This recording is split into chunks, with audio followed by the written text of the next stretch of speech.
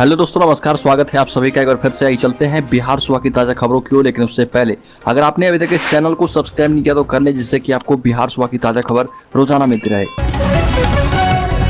पहली और बड़ी खबर, विधानसभा उपचुनाव के लिए भाजपा ने की उम्मीदवारों की घोषणा। गोपालगंज से कुसुम देवी तो मोकामा से सोनम देवी प्रत्याशी उतारी गई है। मोकामा और गोपालगंज विधानसभा उपचुनाव के लिए बीजेपी ने अपने प्रत्याशियों के नाम की घोषणा कर दी है। गोपालगंज उपचुनाव में दिवंगत विधायक सुभाष सिंह की पत्नी कुसुम देवी को उम्मीदवार बनाया गया। वहीं मोकामा से सोनम देवी प्रत्याशी होंगी।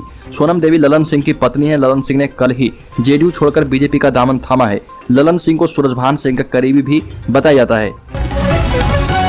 अगली खबर, बिहार के 11 जिलों में बारिश का अलर्ट। खतरे के निशान से ऊपर बह रही है गंडक नदी। वाल्मीकि नगर बराज के 36 गेट खोल दिए गए। बिहार में मानसून भले ही अपने वापसी की राह पर है, लेकिन बिहार के कई जिलों में भारी बारिश हो रही है। वहीं प्रदेश भर में बारिश से लोगों को राहत मिलने की संभावना नहीं दिखाई दे रही। पिछले कुछ दिनों से नेपाल के तराई वाले इलाकों में बारिश की वजह से गंडक नदी के जलस्तर में जबरदस्त बढ़ोतरी देखी जा रही है। दूसरी तरफ वाल्मीकि नगर बराज के 36 गेट खोल दिए गए हैं, जिसके बाद गंडक नदी के जलस्तर में बढ़ोतरी हो रही है। आपको बता दें कि प्रदेश में इन दिनों पूर्वी और दक्षिण पूर्वी हवाओं का प्रभाव बना हुआ है, जिसके कारण बारिश की संभावना बनी है। ऐसे में इस बार दीपावली और छठ के दौरान ठंड रहने की संभावना बढ़ गई है।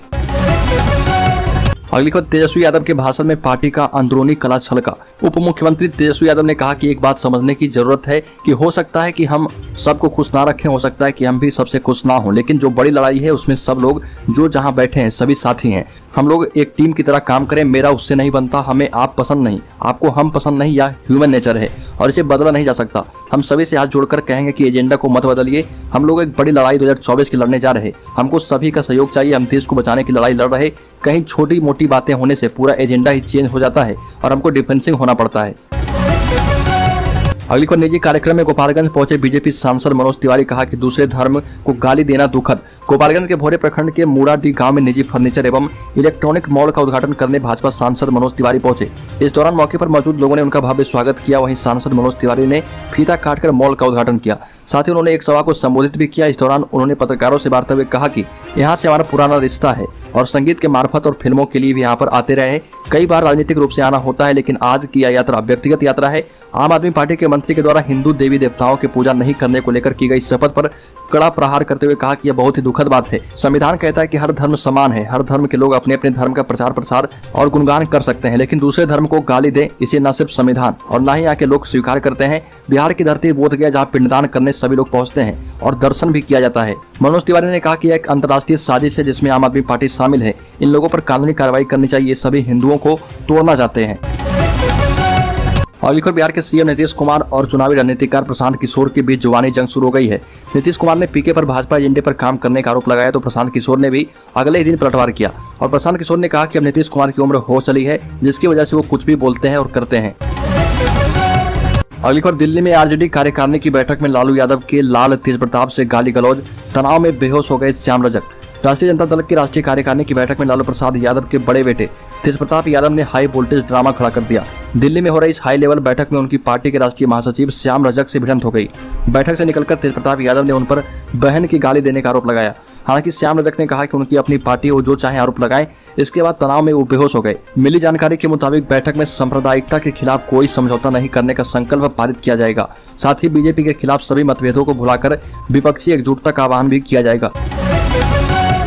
अगली खबर, बिहार के पूर्व कानून मंत्री कार्तिक कुमार को गिरफ्तार नहीं करेगी पटना की police. SSP doctor Manojit Singh Dhillon ने कहा कि कार्तिक कुमार को पटना पुलिस गिरफ्तार नहीं करेगी। अपहरण के एक मामले में फरार राजद नेता एवं पूर्व कानून मंत्री कार्तिक कुमार सिंह की विजयादशमी के दिन की सजायाफ्ता पूर्व विधायक अनंत सिंह की पत्नी नीलम सिंह एवं समर्थकों के साथ वायरल तस्वीर के बाद पटना पुलिस पर कई तरह के सवाल उठ रहे थे। हालांकि पटना के एसएसपी डॉक्टर मनोजीत सिंह ढिल्लों ने कहा कि दानापुर के प्रथम श्रेणी न्यायिक दंडाधिकारी अजय कुमार की अदालत के आदेश का हवाला अभी तक नहीं मिला है, जिसके कारण कार्तिक कुमार सिंह को गिरफ्तार नहीं किया जाएगा। अगली को, सुशील मोदी ने लगाया सीएम नीतीश पर ईबीसी के प्रति उदासीन रवैया अपनाने का आरोप। इस्तीफा देने की उठाई मांग। भारतीय जनता पार्टी के वरिष्ठ नेता और पूर्व उप मुख्यमंत्री सुशील कुमार मोदी ने आरोप लगाया कि बिहार के मुख्यमंत्री नीतीश कुमार अत्यंत पिछड़े वर्ग के प्रति उदासीन रवैया अपना रहे, जो सामान्यतः प्रधानमंत्री मोदी के समर्थक हैं। सुशील मोदी ने दावा किया कि राज्य के महाधिवक्ता ललित किशोर ने 4 फरवरी और 12 मार्च को पत्राचार के माध्यम से राज्य सरकार को इस तरह के आरक्षण के लिए उच्चतम न्यायालय के ट्रिपल टेस्ट मानकों पर अमल के लिए एक आयोग गठित करने की सलाह दी थी। राज्य चुनाव आयोग ने भी इस मामले में 22 मार्च और 11 मई को सरकार से निर्देश मांगा था। राज्यसभा सांसद ने दावा किया, लेकिन मुख्यमंत्री की जिद के कारण महाधिवक्ता को अपनी राय बदलनी पड़ी। हालांकि राज्य चुनाव आयोग ने महाराष्ट्र और मध्य प्रदेश में हुए नगरपालिका चुनावों को प्रभावित करने वाले उच्चतम न्यायालय के आदेश के मद्देनजर एक बार फिर से कहा है कि बिहार में भी ट्रिपल टेस्ट के सिद्धांत का पालन किया जाना चाहिए। अगली खबर, जमुई पिता पुत्र हत्याकांड मामले में 3 आरोपी गिरफ्तार, भेजे गए जेल। बिहार के जमुई में नीरू यादव और राजेंद्र यादव हत्याकांड में पुलिस को बड़ी सफलता हाथ लगी है। मामले में पुलिस ने 3 आरोपियों को गिरफ्तार किया है। बिहार के जमुई में हुए पिता पुत्र हत्याकांड मामले में पुलिस को बड़ी सफलता हाथ लगी है। जिले के खैरा थाना क्षेत्र अंतर्गत बेला पंचायत के मानपुर गाँव निवासी नीरू यादव और उनके पुत्र राजेंद्र यादव हत्याकांड मामले में पुलिस ने 3 आरोपियों को गिरफ्तार कर न्यायिक हिरासत में जेल भेज दिया है। गिरफ्तार आरोपी मानपुर गाँव निवासी सौदागर यादव, नंदकिशोर यादव और उमेश यादव बताए जाते हैं। अगली बार, शिवहर में तिरंगे का अपमान, अशोक चक्र की जगह दिखा चांद सितारा। शिवहर में तिरंगे में अशोक चक्र की जगह चांद सितारे का फोटो लगाए जाने का मामला तूल पकड़ने लगा है और इससे संबंधित वीडियो वायरल होने के बाद लोगों में आक्रोश दिखा। विश्व हिंदू परिषद ने नाराजगी व्यक्त करते हुए इसे राष्ट्रद्रोह और तिरंगे के अपमान का मामला करार दिया। साथ ही दोषियों को चिन्हित कर कार्रवाई करने की मांग की। इन सबके बीच डीएम मुकुल कुमार गुप्ता ने मामले को गंभीरता से लिया है। डीएम ने मामले की जांच के आदेश दिए हैं, साथ ही रिपोर्ट मांगी है।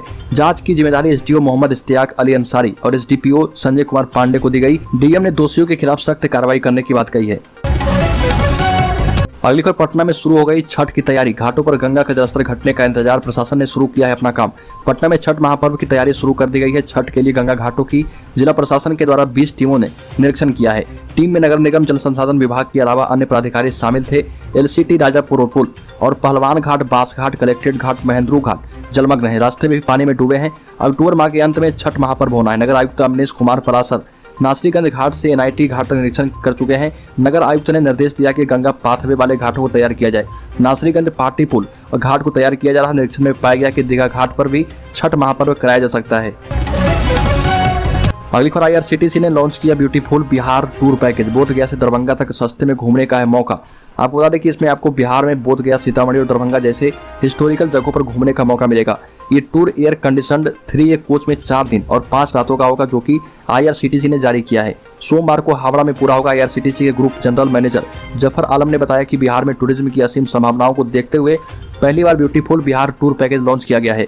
इस पैकेज में यात्रा करने वाले यात्रियों को बिहार के प्रसिद्ध बोधगया में गौतम बुद्ध से जुड़ा हुआ बुद्ध ट्री और महाबोधि मंदिर जैसे हेरिटेज जगहों पर घुमाया जाएगा। इसी तरह माता सीता की जन्मस्थली सीतामढ़ी में राम जानकी मंदिर, सीता कुंड जैसे धार्मिक स्थलों का दर्शन कराया जाएगा, जहां पर भगवान राम, माता सीता और लक्ष्मण की मूर्ति स्थापित है। अगली खबर, बांका में प्रेम प्रसंग में जीजा साली की गई जान। दिल्ली से शुरू हुआ इश्क का सिलसिला बिहार में मौत पर हुआ खत्म। बांका जिले के अमरपुर प्रखंड के बैचूडी पंचायत की कुल्हड़िया गांव में एक जीजा साली की संदेहास्पद स्थिति में मौत हो गई।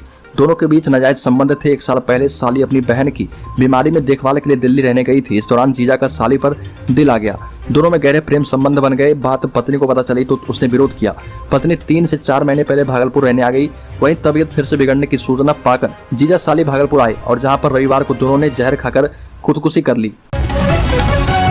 अगली खबर, 2019 में हारी 144 सीटों के लिए भाजपा की रणनीति तैयार। मोदी 40 जगह मेगा रैली करेंगे। नड्डा और अमित शाह 104 सीटों का जिम्मा मिल चुका है। बीजेपी ने 2024 में होने वाले लोकसभा चुनाव की तैयारियां शुरू कर दी है। न्यूज एजेंसी एएनआई के मुताबिक इसके लिए पार्टी 2019 में हारी 144 लोकसभा सीटों पर रैलियां करने की योजना बना रही है। इन लोकसभा सीटों में से 40 पर प्रधानमंत्री मोदी 40 बड़ी रैलियां करेंगे और बची हुई सीटों पर बीजेपी अध्यक्ष जेपी नड्डा, केंद्रीय गृह मंत्री अमित शाह समेत बड़े नेता सभा करेंगे। इस पूरी रणनीति को लोकसभा प्रवास योजना फेज 2 कहा गया है। भाजपा का फोकस जीती हुई सीटों पर दोबारा जीत दर्ज करने के साथ ही उन सीटों पर भी है जहां पर पार्टी दूसरे या तीसरे नंबर पर रही थी। ऐसी ज्यादातर सीटें पश्चिम बंगाल, तेलंगाना, महाराष्ट्र, पंजाब, उत्तर प्रदेश, छत्तीसगढ़, बिहार, तमिलनाडु की है और इनमें भी सबसे ज्यादा सीटें पश्चिम बंगाल की है।